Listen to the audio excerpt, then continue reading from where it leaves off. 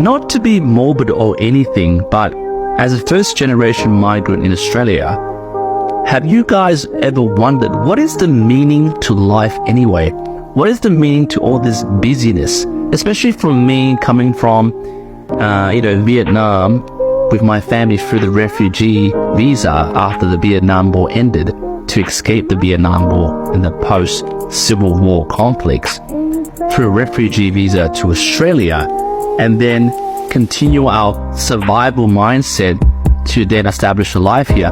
All this busyness, all this doing here and there, what is the meaning to all this when it's all gonna end?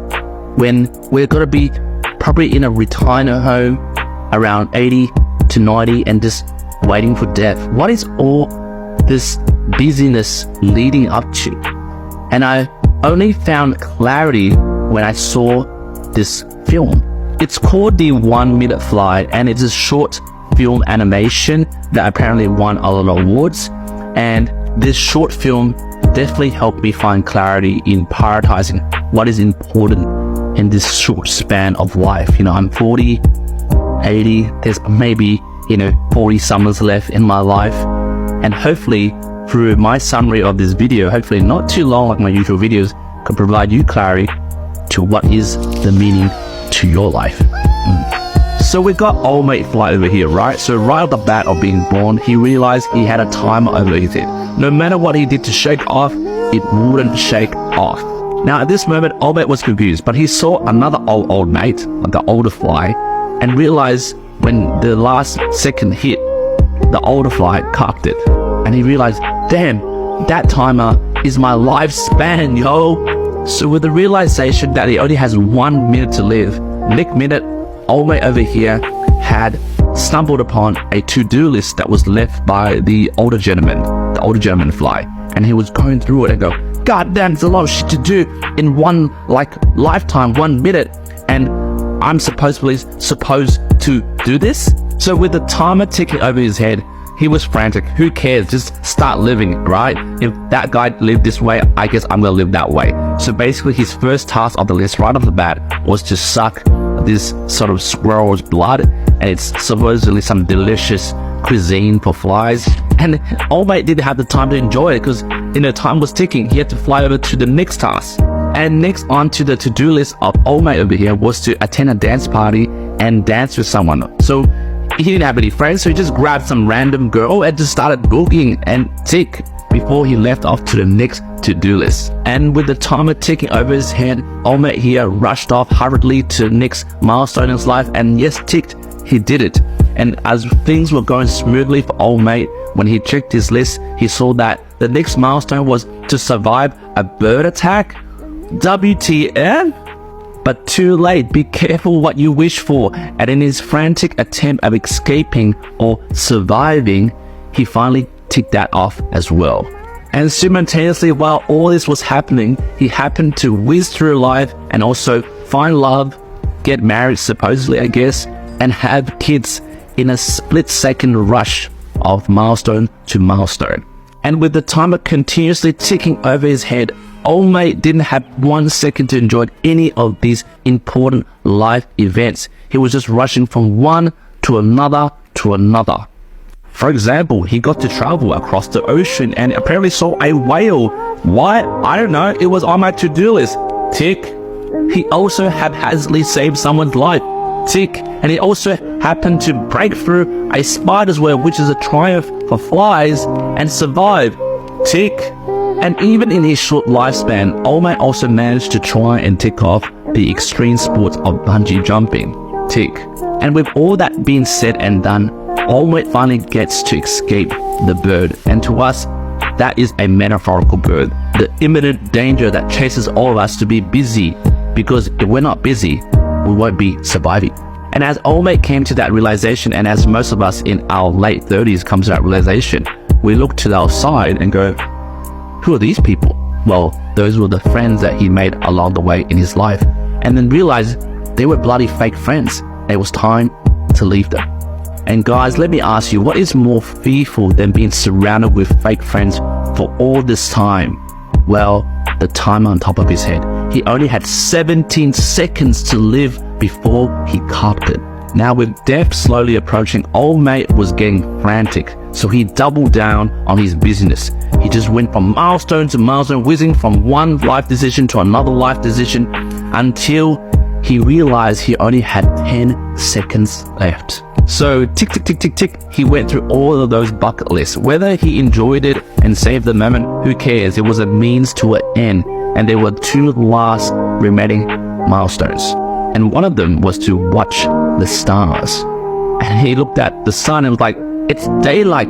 I can't do that. And then he skipped that and went to another last milestone, was to get fame. And he was like, Kadoma times 2. Man, he was fuming. That was even harder than watching the stars in the daylight. And then our hero will do what most of us in our late stages of life will do: to lose hope, to panic, to worry, and to eventually feel desperate and feel disappointment. Because you see, old mate spent 99% of his life being busy here, being busy there, doing this over here, doing this over there, whizzing from one critical life milestone to another milestone. And what is ironically funny is the bucket list or the to-do list that he had to do to live a beautiful life wasn't his own anyway. He didn't write that list on his own. It was given to him by the other older fly. And ironically, he's trying to fulfill someone else's life to-do list. And he's getting stressed over it. Is that you? That's funny, isn't it? And then suddenly a sticky resin that came from a plant splattered onto old mate little hero fly over here, and his life froze at the last second before he was about to cock it. And in this crazy state of limbo that he is in right now, either life or death, it didn't matter to him anymore, because the stars that he was meant to watch, it gleamed over him in this frozen state. Tick. And in this sad and limbo state that he is in, he finally got the chance to rest and be still.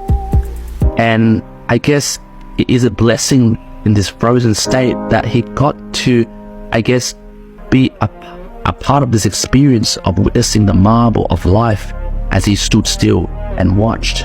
And then million years passed, and then the scientists discovered his fossil, and yay, old mate fly ticked off his last bucket list to be famous. Now, if you stayed thus far in this video, I really applaud you, because this video really gave me clarity. It gave me clarity to really see the concept of life, whether it was 1 minute, 60 seconds, or 100 years. This video really begs the question to really ask ourselves, are we like old mate fly over here? Are we just whizzing from one milestone to another milestone in life? Are we just being busy for the sake of being busy? And most importantly, are we just fulfilling the last generation's to-do list, the bucket list, out of obligation, out of family responsibility, out of filial piety? And I know I'm guilty of that, because I'm a first-generation migrant, and there's a lot resting on my shoulders. And I'm sure if you're a first-generation parent or first-generation child of a first-generation parent, there's also a lot resting on your shoulders. And although we can't take off the shackles of responsibility that we have on as first-generation migrants, not like the second and the fifth-generation peeps that we have here in Australia, we got to remind ourselves, life is very short, guys. You don't want to live till the very last second of your life to regret that you haven't really lived at all. So if you can, guys, I don't know, slow down, I guess, take a deep breath, smell the roses as you go from milestone to another milestone, and most importantly, realize that the bird that's chasing the fly, which is the bird that's metaphorically chasing you to urgently survive, that bird is no longer there anymore.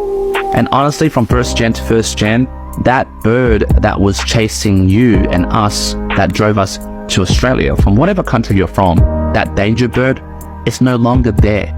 And even though that bird is in your shadows of emotions, is still chasing you to survive, please don't pass that on to your second generation. They don't need that.